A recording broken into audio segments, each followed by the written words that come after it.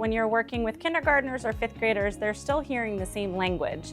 I don't get to know all of the students, so when I see them in the hallway, I get to talk about it and they know exactly what I'm talking about.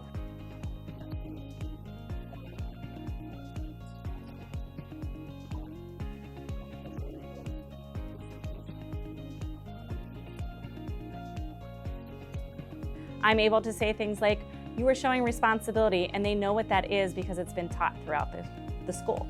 I think it's really important that we're incorporating these from kindergarten all the way up to 12th grade, as these are skills that students will learn and use their entire lives. So the benefit to Portrait of an Eagle, it allows us to go further in depth into the breadth of what we were teaching our kids, make it more engaging, make it more exciting, and make it more relevant to the world around them, and make it more authentic.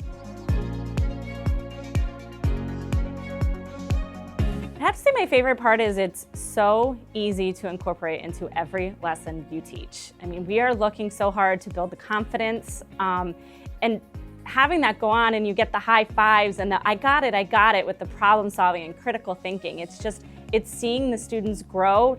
And it's not just the academic growth, it's themselves and how they're doing things. One in class, we did a logic puzzle, and my kids have learned to love those. We started that during our critical thinking unit, and now we continue to do those in my classroom about once a week. And it's just been a great time for students to communicate and collaborate and problem solve.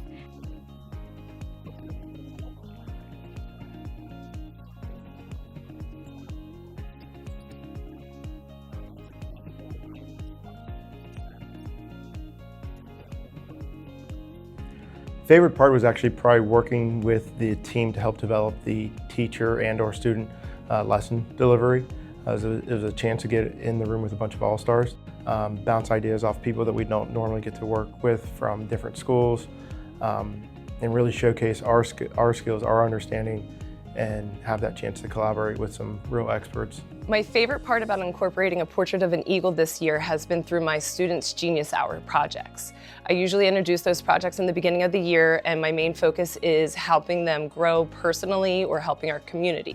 Through that, they have been able to do all different types of projects this year, but then we've been able to reflect on them, how they've been able to incorporate the Portrait of an Eagle competencies through each one. One of my favorite activities I did this year to really highlight Portrait of an Eagle is something we call balance cards. And the kids get a card and they have to recreate that shape.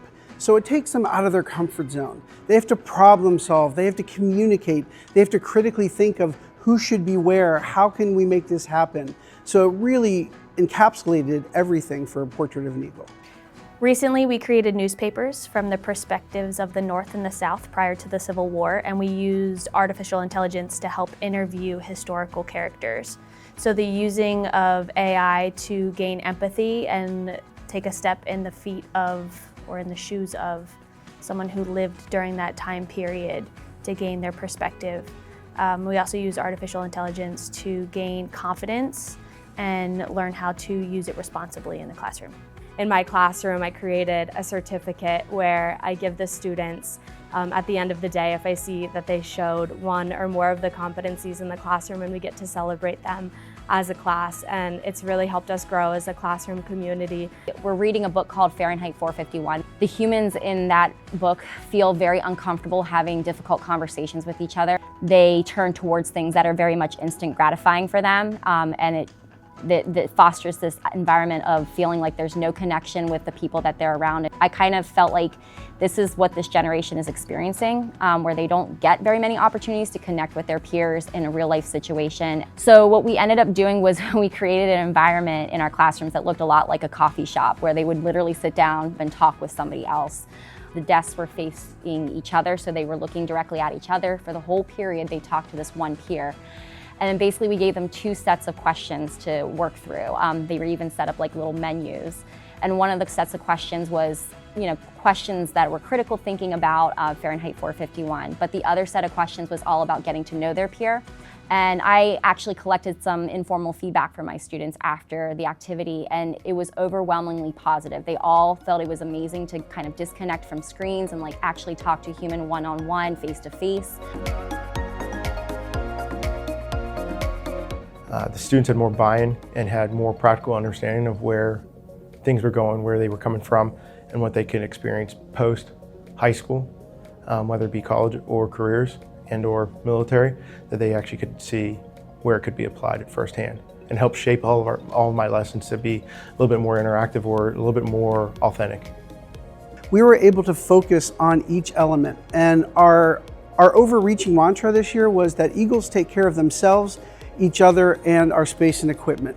So if you have the confidence in yourself to be able to reach out, help other kids around you, and be able to work as a team and as a unit, that's what I think it's all about, getting out there so that when you leave Cumberland Valley, you are ready to be part of a community and be a valuable player.